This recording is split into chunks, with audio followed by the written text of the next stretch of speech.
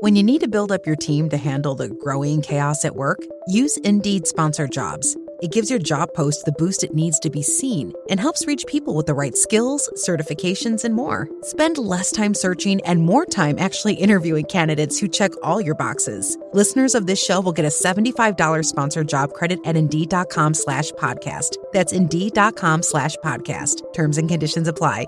Need a hiring hero? This is a job for Indeed Sponsored Jobs. I've always said this, that every publication, without exception, is a community newspaper at its heart. Rolling Stone, you have a guitar on the back of your wall. I do. Listeners don't know that. Rolling Stone is a community newspaper. It's a community newspaper of people who love music, right? Playboy is a community newspaper of people who love long-form journalism and other things too. But my point is, Forbes is a community newspaper of people who love business articles, right? The Wall Street Journal is like, et cetera, et cetera. They're groups of interest. And so we brought that to our social media feed. This is Small Press, Big Ideas, a podcast about the business of local news in the United States. I'm your host, Paul Gewertz. Small Press, Big Ideas is about the opportunities and challenges that local news publishers are facing for their businesses. I'll sit down and talk with journalists, entrepreneurs, nonprofit leaders, and more in the local news industry to find out what's working, what isn't, and how the local news ecosystem can innovate and flourish in the 21st century. Today on the podcast, I'm joined by Lorne London up in Toronto. He's the publisher at, I believe, Post City and Streets of Toronto. Are those two kind of different publications? Yeah, okay. And we've talked a few times. We're introduced by a mutual friend, and I think we've already been recording for like 5 or 10 minutes. Before this, we decided we should actually start. So, Lorne, thank you, man. Great to finally get you on here. Hey, Paul. Great to be here. Yeah. Could you just set the stage a little bit? Tell me a little bit about your career and your publications you have and everything. Just tell us a little bit of the story to set a baseline for the audience. I'll try and be quick about it. 1989 started what was a traditional community newspaper with a partner at the time. And we, put out this 8-page newsprint thing for people in a neighborhood in Toronto that had no community newspaper. And there were community newspapers in some of the other neighborhoods, but not all of them. And it was it's actually the neighborhood that Drake now lives in. Coincidentally, it's called Bayview, the bridle path where Drake lives. So that's a coincidence. I don't think Drake lived there at the time. I believe he grew up in Forest Hill, which is another area where we have a publication. So I started this publication and, we started doing it. I was doing it in my basement of my home and we got really successful. And I moved it to my dining room table from my basement. And my basement was unheated and I live in Toronto, Canada. So you can imagine how big a move that was. That was like a watershed moment that I even speak about 37 years later. Okay. So from there, today we have 8 publications in the most affluent and established neighborhoods by postal code in Canada.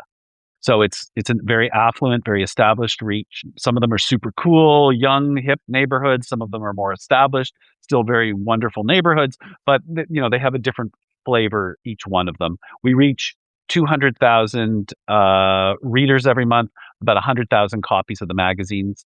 They're magazines now, they're glossy. They still have a newsprint body. They go from about, sometimes they're 68 pages. Sometimes they can be as much as over 100 pages.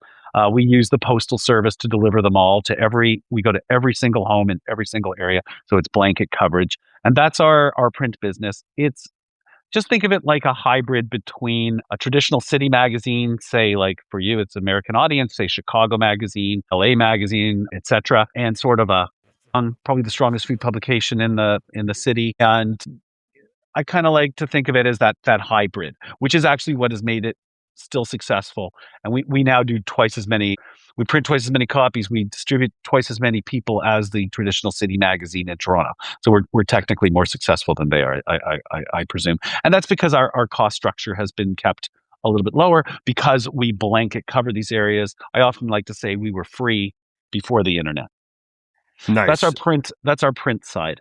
We have a website like everyone else does. We have newsletters, we have live events, and we have social. And social is very strong for us. We have about 1.4, 1.5 million social media followers, specifically in the city of Toronto. Everything we do is Toronto-based. And the social side is coming on quite strong, but our print side is still very, very viable. very strong. Like it represents the lion's share of the money that we earn. But the social media side is also really starting to, punch above its weight. Newsletters and web, of course, are important, but you can see the web diminishing as we all use chat or Claude or, Gemini. So there's two pieces. That's when you introduced me, you were saying, what are these two things? Street, Post City, which is the magazines, and Streets of Toronto, which is the social. And the social is obviously a little bit younger demographic, but everything is about a flywheel. So Streets of Toronto represents all of the digital assets. The web is Streets of Toronto. The newsletters are Streets of Toronto, and the Instagram, TikTok, Facebook, which we actually have a significant audience still, is also Streets of Toronto. I see. Okay, cool. And yeah, I definitely want to dig into the social stuff a bit. That's kind of what the premise of the podcast was, but we'll dive into that in a minute. It's cool how you literally started in a basement. It's like the Steve Jobs story or something almost. Just like Steve. Yeah, Steve just like and Steve. Me, same. Yeah, you're really hard to deal with, like Steve Jobs too, from what I could tell. Yeah, terrible. Like just throwing chairs across offices and stuff. If something misprinted or something. But from the business side, like you said, you started, I'm sure, just print in 1989. Is that what you said? 87, 89, yes. Something like that. And it's funny you mentioned Steve Jobs.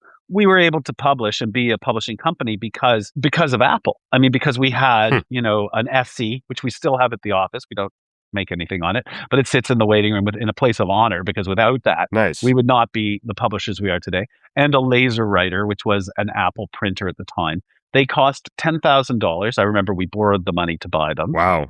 Yeah. And paid it off pretty quickly, actually, because the magazine did very well, quite right out of the gate, pretty well. Very cool. Over that time span, kind of what I was getting at, over almost 40 years, going from print to now, obviously everybody's digital, social media, newsletters, events, all this stuff. From a business standpoint, you kind of mentioned on our initial call, maybe a month ago or so, you talked about publishing businesses needing to hit singles, not home runs, because, a lot of podcasts like this and stuff are like, what's the magic pill? What's the one thing that's going to do it? But I'm guessing you've hit a lot of singles along the way. Okay, I'd like, get your take on that a little bit. What your thoughts on that? Yeah. I think I learned that early with the print magazines. We had a lot of competition early on. We had the city magazines. There was a much larger community, newspaper company in Toronto. There was also the Daily newspaper, used to own 85 community newspapers across the province. And those were the people we were competing with. And I just remember always thinking, what is that? What's that home run? What's that major initiative that we need to just get past this, to get past our competitors? And, you try that for a while, and you realize that it's just about singles. It's just about putting it together. It's about, at that time, this is going to sound like nothing to anybody, but at that time, community newspapers didn't have glossy covers. So a glossy cover was a really important single to hit. You know what? Community newspapers didn't have the top food writer who was working for the daily newspapers at the time working for them.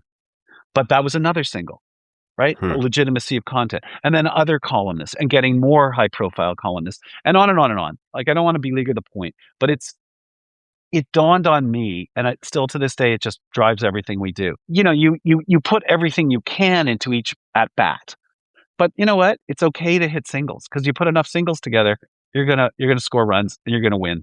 And that's kind of how we do it. That's awesome. Yeah, that's the way people should be thinking about it. It's also just playing the long game. I'm sure a lot of companies that started as like a print magazine in the 80s are not still here because they probably did not pivot. Or we don't have a single competitor in the city of Toronto left, except for the city magazine, which is so diminished now that it's about half our print run. So it's, it still exists, but from an advertising standpoint, the ads that are in it are a tenth, an eighth of what we have, right? Wow. And that was never the case. So yes, it playing the long game is super important. I have a lot of our previous staff, team, whatever you want to call people, who work at other publications or other things in the city.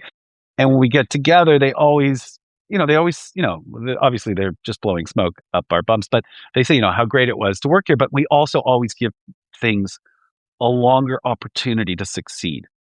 if you want and I know every publisher feels like this because, certainly you have limited resources, but the ROI cannot be there immediately. It can't, I mean, I guess it can if you get lucky, but like the best things that we do now took 2 or 3 years to get going, at least.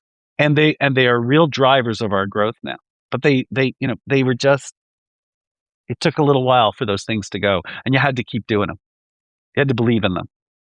That's great. So pivoting far away from the print part, you kind of talked about the broader business. And like I said, the most impressive thing when Jake first introduced us was your kind of social media, what you've done there. I think you said 1.4, over a million for sure. 1.4 million followers in Toronto, in the Toronto area, I'm guessing. Across the different platforms. We're strongest on Instagram. We have two major feeds, one with probably about 600 and let's say almost 700,000 followers, and the other one is approaching 150,000. I think it's like 148,000, and that was a much newer feed that we started just like a year and a half ago, which was more for events. But our main feed is really very, very strong. I think we've done a good job of building the brand, and we've done some really cool things to build that brand. Yeah. I think the question I kind of wanted to ask you is, it's a lot of, local media publishers basically that have been on the show and listened to the show. And like it's one of the things I hear the most often from clients and just people on the podcast, listeners to the show, is how to actually, a few things, how to grow on social, and then how to actually convert that into, something that hits the bottom line. Or brings people over to your owned properties or whatever like that. But do you have any advice for local publishers that you've learned grow it? Let's just start with that, with growing on Instagram, TikTok, whatever. You said Instagram. I think you told me Instagram is the most important one to you also on our initial call. Well, we're best. Like I would say to publishers, you can't be great at everything, right? Like so like we're great at print. We really are. We're very fortunate. We have an incredible team. We have an incredible level of longevity. The content is wonderful. I think we've done all the right things with our audience and making sure that we weren't relying on subscriptions and made sure we blanket cover the best hoods, whatever it is. That same concept we've put into our Instagram feed, which is, to build a community. Really, I'm going to say something that's going to sound pretty weird to you, maybe to your listeners too. I've always said this, that every publication, without exception, is a community newspaper at its heart. Rolling Stone, you have a guitar on the back of your wall. I do. Listeners don't know that. Rolling Stone is a community newspaper. It's a community newspaper of people who love music. Yeah. Right? Playboy is a community newspaper of people who love long form journalism and other things too. But my point is, Forbes is a community newspaper of people who love business articles, right? The Wall Street Journal is like, et cetera, et cetera. They're groups of interest. And so we brought that to our social media feed. And it's a community, and we believe that they're like-minded people who like certain things, and there's certain things they don't like. And we try and cover those things that they like within that community. So we treat it very similarly to a magazine, or in some cases, a radio show in a way. Like we give away a lot of tickets to concerts and sports events, just like old rock and roll stations used to give away tickets to shows, because nobody's doing that anymore. And I don't know if you've gone to a show lately. Like I wanted to go see MJ Lennerman at the concert hall. He's an indie rocker. I don't know if you're familiar with him. He's great. Should listen to him. But it's like for the cheapest seats, it's like $300 a seat. Yeah. Like it's crazy. Yeah. So giving kids or your millennials or older tickets to these shows that they may not be able to go is part of our ethos. We give away tickets every single week. And it just has that kind of old school vibe, to me anyway, of a rock and roll station. Right. And in the day, your rock and roll station defined what you listened to and who you were. Right. And so I hope that our social media feed does the same. And so that's one of the things we've done to build an audience. Another thing we've done is, and this is going to sound totally counterintuitive, we do not report on negative things. We just don't. It's just not it's in our ethos. We celebrate the city we live in. And we think that that's the community that we're part of, that there's enough people telling you why it sucks to live somewhere. We don't need to do that. We actually like living here. If it sucks living here, don't follow us and maybe you should move. frankly. Maybe you're not happy here, but we're happy here. We love Toronto. It's a great city. Like, it's great, honestly. So that's part of what I would suggest to publishers is define the audience, which they know that, but try and bring that kind of feeling of community to it. That's why I bring that, like, I think I bring that community piece to everything, because that's what I was started with Post City. And I think I think it's why the audience is growing so massively. Study and play come together on a Windows 11 PC. And for a limited time, college students get the best of both worlds. Get the Unreal College Deal. Everything you need to study and play with select Windows 11 PCs. Eligible students get a year of Microsoft 365 Premium and a year of Xbox Game Pass Ultimate with a custom color Xbox wireless controller. Learn more at windows.com/student offer. While supplies last. Ends June 30th. Terms at aka.ms/collegepc. Yeah, I love the vibe of an old rock and roll station. I instantaneously knew what you mean, like the community there. Like, I remember like listening to KBPI Rocks the Rockies in Denver growing up. And yeah, man, I was like a devoted listener to that. And listen, like you said, listen for tickets and stay connected and all that stuff. Yeah. I bet it was an indie rock station, because that's kind of how we want to be. We don't want to be corporate with it. It's just there's enough corporate. There's enough all of that stuff. You want, because if community, being part of a community, I think, is being part of something that's kind of cool. Something that, you know, like define, like relates to you and defines you, and you define it. So yes, that's exactly what we're going for. The positivity, the fun. We have fun all the time. Like our hundreds of thousands of followers seem to really love a good joke, right? They love, on April Fools, we do something cool. Like they just love that. And so, and that's what I remember of my radio stations, of the rock and roll stations of my youth, or be KRP even. I mean, if you want to go there. Right. On the growing the social media platforms, stick on that for a minute. So you mentioned, the singles you go after, or like the kind of initiatives you go after, look at it as like a 2 or 3 year thing or whatever. What's that growth look like for you guys? Like, social media has been around for a while now. A lot of people are just now investing in it, or paying, publishers are just not paying attention to it or whatever. Like, how long did it take you to get to 1.4 million? What tactics did you use? Yeah, you talked about the community part, but like, did you use any paid, paying the machine or anything like that to grow? No, tactically, yeah. We certainly have experimented with that early on, but of course, there's no proof. And of course, Meta will definitely vehemently deny this, but I don't feel it helps your reach. I think it kind of just reaffirms to the algorithm that you're someone who will pay for reach. And I think it has its place for certain things, but we don't particularly do it. Right? We might do it for a concert every once in a while, like for a contest, see if we can get broader reach. Right? Just to reach people maybe outside of the city, because we want to expand our Toronto's a very large city. It's like the 4th largest city in North America. And so you might want to expand our reach. We might do that every once in a while, but the rest of it, no, it isn't the thing. Like something fun that we did. I don't know if it's a tangent, so please feel free to cut me off. No, I love tangents. Yeah. So for the last 3 years, we created a beer. It's called So Toronto's really Raccoon City. Like the raccoon is our unofficial or official mascot. And so we created Raccoon Lager, trademarked, and we did it in conjunction with an independent beer brewer. And it is something that we did in conjunction with something called the Daily Bread Food Bank, which is the biggest food bank in Toronto. We took no profits from this. We sold over 10,000 cans of beer each year that we've done it. So the cans each have an identity of a raccoon of a neighborhood in Toronto. So like as an example, there's a neighborhood called Danforth. It's the traditional Greek town of Toronto.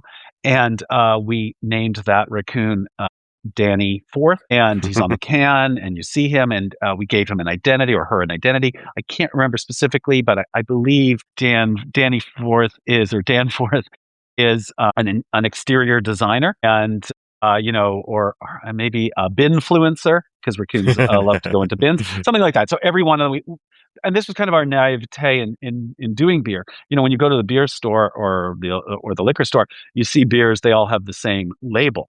Ours have a similar label, but each one is unique. So we have 8 different raccoon characters for 8 different communities in the city, because our printing experience was, wow, you can print up, like when you print, if you're a printing person, you could print 8 labels just as easily as you could print one, because it's just one big sheet. So for us, it was like, why are you just printing one? Let's print 8. Let's give each one its own identity. Let's give them, their community, each one their community. And people loved, like there's one called Leah Side. It's called Lee Side. Rosie Dale, which is Rosedale.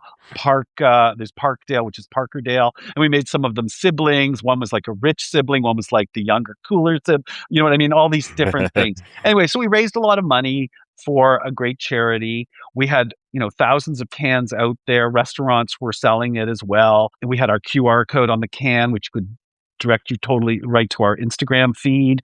And we got, obviously a lot of followers from it. This is like, I would call it a revenue neutral way to build audience, but to really build community and goodwill. I cannot stress enough that I think doing that proves that, this is who we are. If you are this, you should be following us. Right. Mm-hmm. And so that was just something that we did. And it took off like crazy. People loved it. We sold out. Like we only made 10,000 cans and we sold out each year. So that's something, right? Like you can do stuff that is revenue neutral, that is fun, that is cool. Having a beer was just like, hey, let's have a beer. Okay, let's have a beer. That's a great idea, right? Let's have a beer with our followers. Okay, how can we have a beer with our followers? Wait a sec. How can we have a beer with our followers and donate money to the biggest, food bank in the city, et cetera, et cetera? That's just an example. Sorry for the tangent, but I really love that initiative, and I think that there's something there for everybody who's a publisher. Yeah, no, I love that tangent. I love anything beer. I like beer. I came from the beer industry. I spent 10 years at Coors distributor in Denver. So I'm fond of the industry and of drinking it myself. I got to send you a 6-pack. It's going to be a little stale. It's from last year, but hopefully you won't notice. Right. Yeah, I love that. That's an awesome example of building that community and stuff. There's a place here in town. I live in a small town, 20,000 people in Western Colorado. And there's this new startup, I guess. It was like a ghost kitchen pizza place, and they just opened a storefront downtown. It's so good. The only like slice pizza place in town. And what they've done, just this open the last couple of months, they're lying out the door every day. They're open. It's crazy for a town this size. And their Instagram, every week they have a little token with their mascot they did, which is a spinoff of Felix the cat. I forget the name. It's Felix's cousin. Right. With a slice of pizza, and every week they hide it somewhere in town and they just take a shot of it. And they're like, all right, come get it. It'll be like on a rock by a river in the park, or on a really distinctive fence that you drive by or something. And if you get that token, you get a free slice, and you have to tag them on Instagram, bring it in. And it's crazy, the growth they've had in a town this size. And like I said, that place is overflowing every week. Just so revenue neutral, a slice of pizza, like gets that engagement going and everything. That's another example that kind of reminds me. But it's not just a slice of pizza, is it? No. So your pizza place, getting back to that, is just a community. Yeah. It's a community of like-minded people who love pepperoni or double cheese or thin crust pizza or whatever it is that they serve. The pizza that defies gravity, which is the one I love. I hate droopy pizza. It's just a thing. I see. Don't judge me. Interestingly, we also combine a lot of food into what we do. Not so much on the feed, because it actually doesn't necessarily respond to feed as in a traditional way. But every milestone, well, not every milestone, but some of the bigger milestones we've hit, when we hit 500,000, we went to this university campus downtown and we gave out 500 cookies and milk. Like really good gourmet cookies with milk out of a truck, food truck. And then when we hit 600,000, we teamed up with, shows you're changing a little bit. We teamed up with Shake Shack, who was new to Toronto. I don't know if you guys have Shake Shack. I'm sure you do. But Shake Shack coming to Canada was a bit of a big deal. And we teamed up with them, and they were amazing partners, I must say. And we gave away 600 burgers, because we reached 600,000. It was just kind of a thing that you kind of want to celebrate your community. So I guess all I can say is like celebrate your community, define your community, be positive, and bring an ethos to it. It doesn't have to be an independent rock and roll station. That's just what we did. That's just how we see it. Independent is really important to us in a sense, right? I think that the people who are on our feed, that's probably important to them, right? As opposed to a corporate, communications company or a corporate publishing company, which we are not. So yeah, sorry. What's next, Paul? Where do we go from here? Just one more thing on the social piece, and then we'll get off of that. I just know that from what I hear from everybody's super interested. Like, how do you do this and everything? And I know from what I've heard that you're also monetizing that at this point. You have the scale, I'm sure, to do that. I was wondering if you could talk a bit about that, how you think about that, how you monetize. I guess let's go with Instagram. That's your biggest one. Now that you're at this kind of scale, and any tips for local media companies who might kind of want to copy your playbook there? Well, I'm only going to give tips to the ones in Toronto who we compete with. I think that's the best thing I can do. No, honestly, if you can compete with us and do a better job, whether it's magazines or anything else, I have my hats off to you. I just think we work as hard as we can, and we do the best we can, and competition is healthy, and I'm respectful of it. Sorry, so I was just being a bit flippant. Well, we monetize it by selling reels, we sell stories, we sell contests, we do a lot of collabs, all of the traditional things, carousels, all of the traditional things that you sell on Instagram. That's not really what I think your publishers want to know. I think what they want to know is, like, how do you sell that? Mm-hmm. So for us now, a lot of our sales are generated by just incoming leads. The best, and that was the same with the magazines too, like in the early days, and even now. If you publish your magazines, just to go over the magazines for a sec, into the most established and affluent communities in the country or in a city, that's where the business owners live. Right. And you know what business owners, they're pretty smart. They go, just like you said about your pizza place, they go, hey, I read this. Hey, I follow Streets of Toronto. Hey, I like their newsletter, whatever it is. If I like it, that means there's an audience of like-minded people to me. And that's my customer, because that's why I built my pizzeria. That's why I built my home improvements company. That's why I built my car dealership, whatever it is. Mm-hmm. So I'd like to reach people like me. Normally, entrepreneurial business owners, also social's not really particularly a national game, right? It's more of a major market, regional or local. So that helps, like having that audience. So we get a lot of leads coming in. That also does not help your publishers. But we generate those leads, by just by providing like lively content, and we have hosted. We're dedicated to hosted videos. We do one hosted video every single day of the week, every single day of the year. So we have hosts. You start to know them if you're on our feed. They become pseudo celebrities, so they're celebrity to you, and they're fantastic. Our team is incredible. Like if they ever listen to this, I just want them to know I'm so grateful for them. And having hosted videos and going around and sort of demoing what you can do, going to the coolest art galleries, the coolest live events, the coolest street festivals, the best new restaurants or places where there's, I don't know, a pop-up doing ice cream sandwiches or ramen or tacos or whatever it is that's your jam. We do that every single day, 365 days a year, and often more than that. So that kind of dedication of content drives the business, because here is an example of what we can do for you. And at the same time, the audience digs it. So it's, you got to create content anyway. You might as well create things that people can see themselves doing. Mm-hmm. So that's one way. The other way is, we sell, our team sells, our traditional print team sells, but print teams are very specific. They're very good at print. They're less good at social. It's a totally different trick. Selling rectangles is very different than selling a social media campaign. We're very fortunate that our sales team has come a long way in being able to do that, but it took a while, because they were really good at print, and wouldn't want to take them away from that, but they learned. But we also have an outside agency that we work with really closely, and they sell social for us as well. I would encourage whoever to go find a PR company or someone who's an agency and have them represent you as well. And we have one person from that agency works at our company 1 day a week, who comes in and embeds with our social team and gets to know them. And it's really important, because when their team sells, this person can explain our audience better by having been part of the process. They sit in on a content meetings, or they sit in on critique meetings, or whatever it is we're having. And it gives them, they're not selling when they do that, but they are learning how to sell. Because, the better you understand something, the easier it is to sell. So I hope that's helpful. We're also putting together a network of 2 other independent social media feeds, which we're having we've been meeting about this for a little while now, like couple of weeks, to go across the country. So that we're each going to represent a major city in Canada. There are several major cities in Canada. For this, there's going to be Montreal, Toronto, and Vancouver, which are probably the three major cities other than Calgary and Edmonton that your listeners are familiar with. And we're going to be represented by an agency who represents the three of us on a sort of a national level. And we're going to see how that does. So that's another opportunity to grow your audience and grow your advertising revenue. Tomorrow morning is knocking. Stock your fridge now. How about a creamy mocha frappuccino drink? Or a sweet vanilla? Smooth caramel maybe? Or a white chocolate mocha? Whichever you choose, delicious coffee awaits. Find Starbucks Frappuccino drinks wherever you buy your groceries.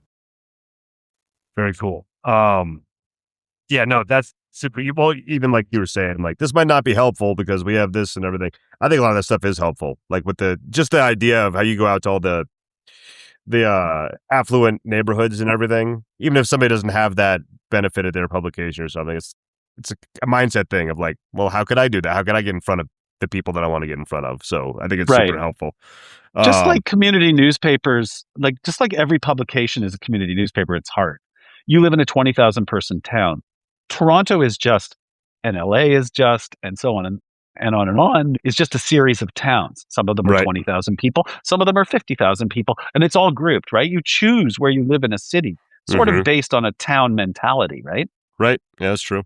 Yeah. So there's that. And people define themselves by where they live and the people that they live next to. Yep. Great stuff.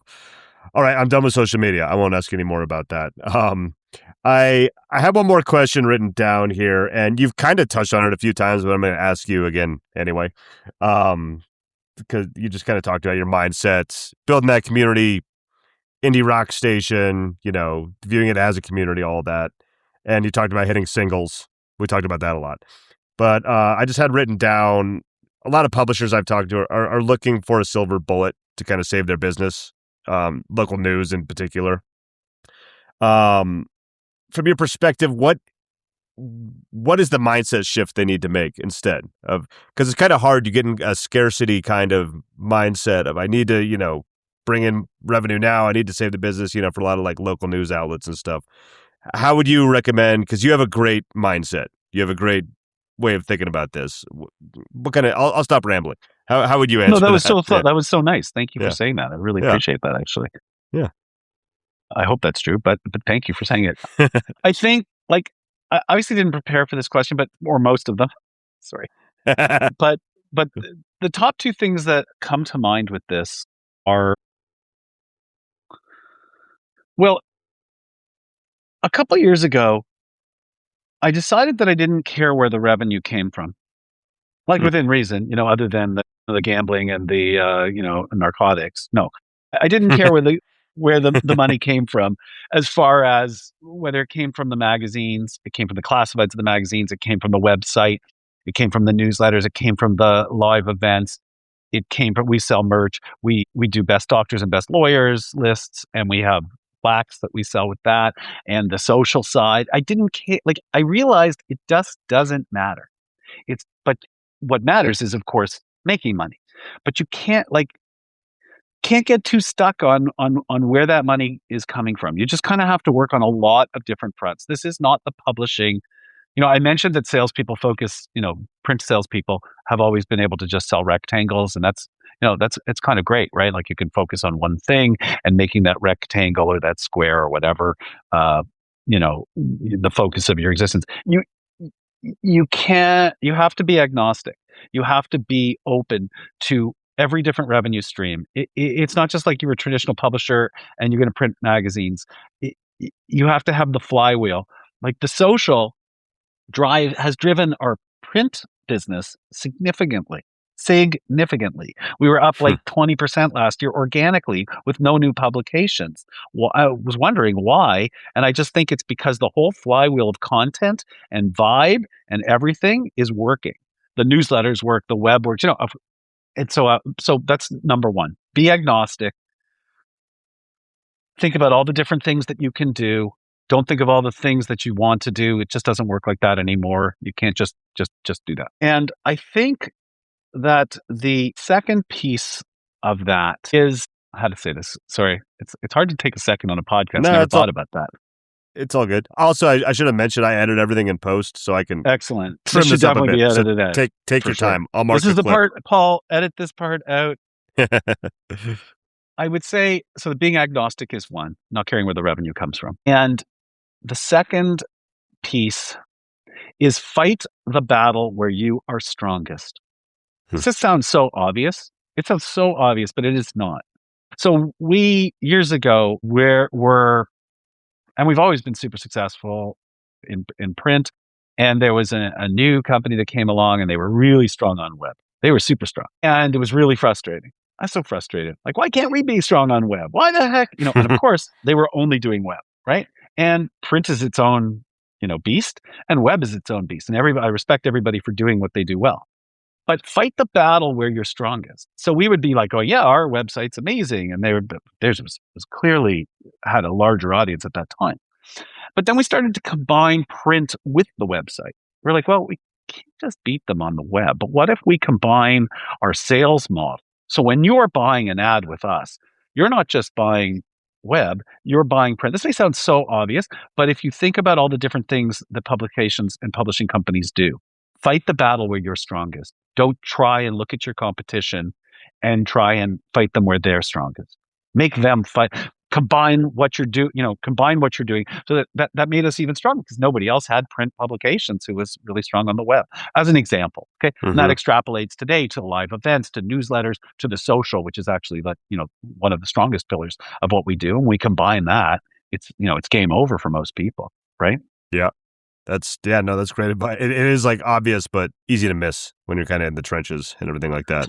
The problem with publishing is it's hard, and you get frustrated, and you see someone else doing something, and you want to do that as well as they do, and that's okay. You can sometimes do that, but why choose to fight that battle on their turf? Have them fight it on theirs and yours, right? It's just a simple thing. I don't know if it helps anybody. I hope it does. Yeah, no, I think so. I think it's well said. Awesome, man. That's everything I had written down. I feel like we should do this again sometime if you're down 6 months or a year. I can think of a lot more stuff, and I feel like you're really easy to talk to too. So makes my job easy. I find you're great at this, and I enjoyed finding about you and your business and your family a little bit before in those first 5-6 minutes. Thanks for having me. Really appreciate it. I hope I've been able to help somebody out there. Publishers, we don't really compete with each other if you think about it. There's a guy in Denver and a guy in your town. I don't compete with him. He doesn't compete with me. So it's great to partake of their knowledge and to be able to share a little bit of mine. So thanks again, Paul. Yeah, that's kind of the cool thing about the industry. Real quick, what should I link to? What do you want to promote? I'll link to Post City, Streets of Toronto. I'll at least do the Instagram so people can pick that out since we've been talking I think about Streets of Toronto Instagram would be great. Okay. I think the website, streetsoftoronto.com would be great. Those two will give everybody a real feel for what we're doing. And and if people have questions, please feel free to reach out to me. I reserve the right never to answer, but I will. Awesome. Cool. I'll do that too. Lauren, thanks so much, man. I really appreciate it. Thanks, Paul. Be well. Enjoy the Twins. Yep. See you, buddy. Yep. Thank you for listening to Small Press Big Ideas. You can subscribe on Apple Podcasts, Spotify, or wherever you listen to podcasts. If you'd like to help the show, the best thing you can do is to tell a friend or colleague and just take a few minutes to leave a rating and a review on whatever platform you're listening to right now. It only takes a minute out of your day, but it really does help the podcast grow and reach more ears. Check back for new episodes every Monday.